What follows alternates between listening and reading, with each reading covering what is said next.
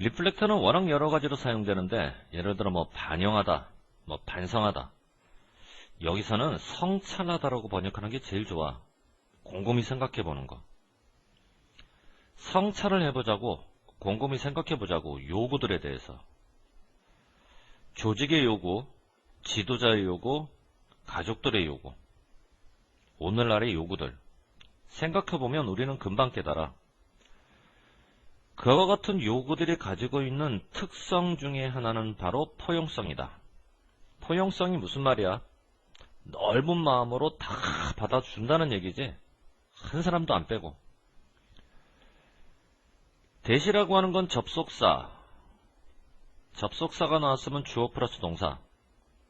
원을 주어로 볼까? 특성들이라고 하는 복수명사를 주어로 볼까? 독특한 특성들 중에 하나. 수식이 이렇게 들어가네? 그럼 원을 주어로 봐야지.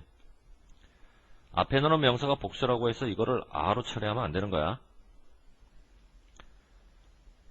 그래서 오늘날 다양한 요구들을 살펴보면 하나의 독특한 특징은 바로 공통적으로 포용성을 요구하더라고. 받아달라 이거지. 근데 왜 하필이면 포용성일까? 왜냐면 말이야. 포용성이 지지를 하는 거야. 모든 사람들이 원하는 거. 관계로부터. 뭐뭐를 원하다 타동사. 전치사가 나왔네. 목적 없이.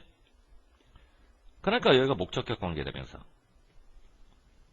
그런데 그 앞에는 꼴랑 주어동사. 아, 이때는 왓을 써야지. 선행사가 진짜 없으니까.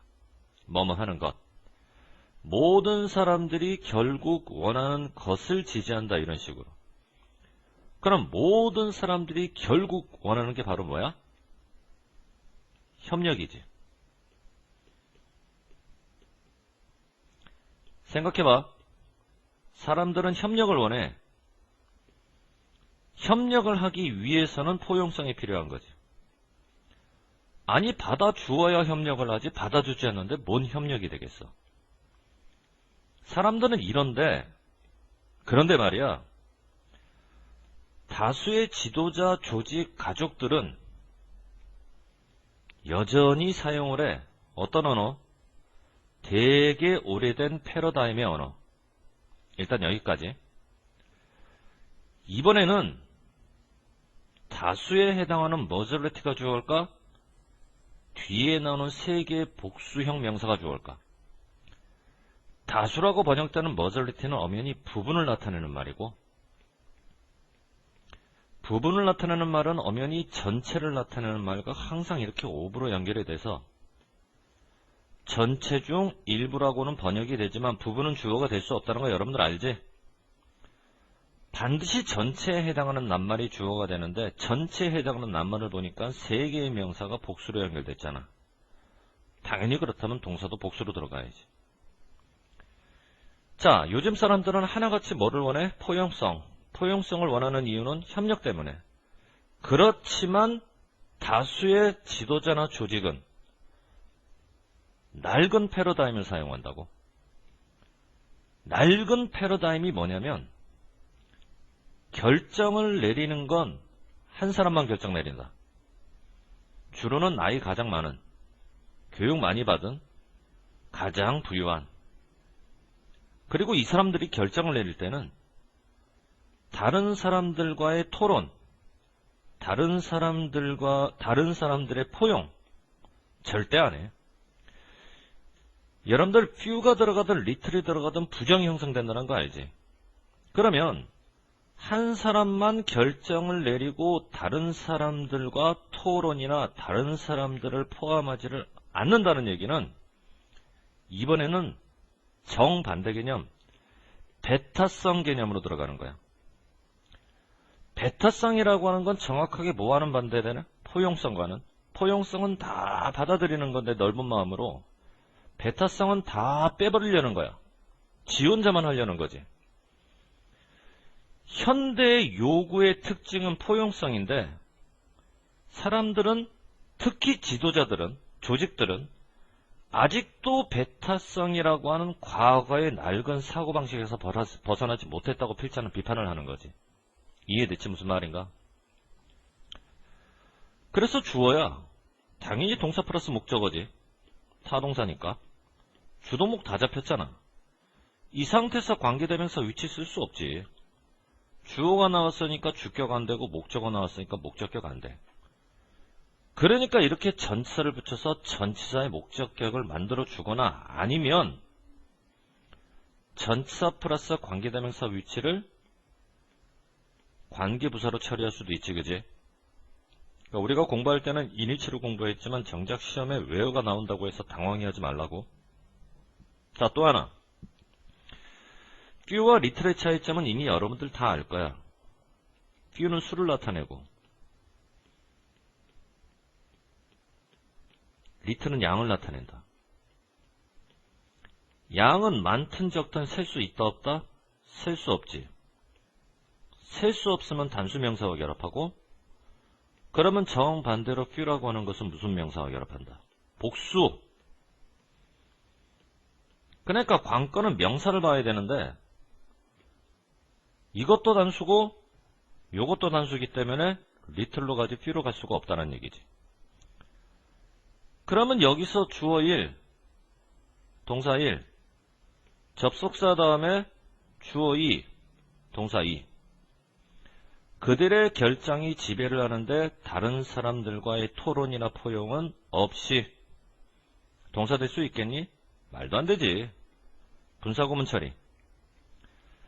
문제는 result라고 하는 건 항상 이렇게 전치사 인과 결합해. 어떤 동사가 항상 전치사와 결합한다는 것 그 자체가 무슨 동사? 자동사. 이게 만일 타동사라면 전치사 나올 수 없지. 목적어 나와야지. 자동사를 가지고 수동태 만들 수 있니? 만들 수 없지. 그러니까 분사구문이 돼도 과거분사 pp가 아니라 현재분사를 가지고 분사구문을 만들어야 되는 거야. 이해됐지? 무슨 말인가? 오늘날에는 앞에서 말했던 이 한 사람, 낡은 사고방식에 처한 그런 사람들이 주로 관리자고 CEO고 상급 지도자고 조직에. 그러다 보니까 이런 사람들 같은 경우는 필요 없는 거야. 다른 사람들이 자신의 생각을 표현할 필요가 없는 거지. 왜? 어차피 안 들을 거니까. 어차피 결정은 자기 혼자 할 거니까. 그 사람들은, 그럼 여기서 말하는 그 사람이라고 하는 건 누굴까?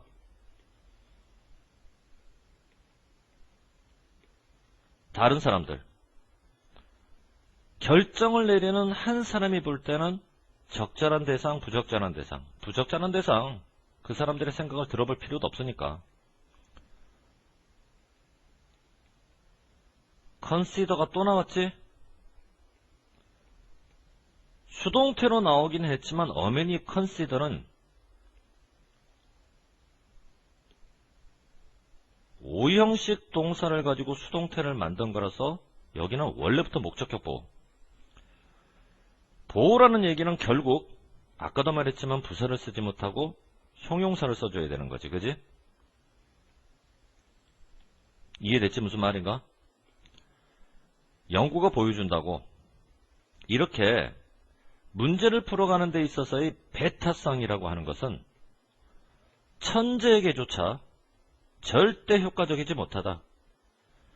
뭐만큼은 효과적이지 못하다? 포용성만큼은 효과적이지 못하다.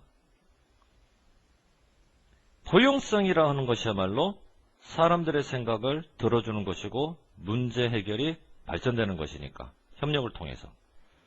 그래서 이 글 속에서 필자는 낡은 사고방식 배타성에서 벗어나서 모든 사람들을 포용하라고 주장하는 글이지. 주어, 동사가 수동태. 이 상태에서 관계대명사 들어갈 수 없겠지? 주어가 나왔으니까 주격 안 되고 동사가 수동태라는 얘기는 목적어 나올 수가 없는 상황이나 목적격 관계대명사도 안 돼. 관계부사. 그러면 아까와는 정반대로 관계부사를 어떻게 더 나타낼 수 있겠니? 아까처럼. 전치사 플러스 관계대명사 위치로 나타낼 수도 있겠지. 그지? 그러니까 우리는 공부를 where로 공부했지만 시험엔 인위치가 나왔다고 해서 당황하지 말라는 얘기지. 자, 이 글은 배타성을 강조하는 글이 아니라 포용성을 강조하는 글이야.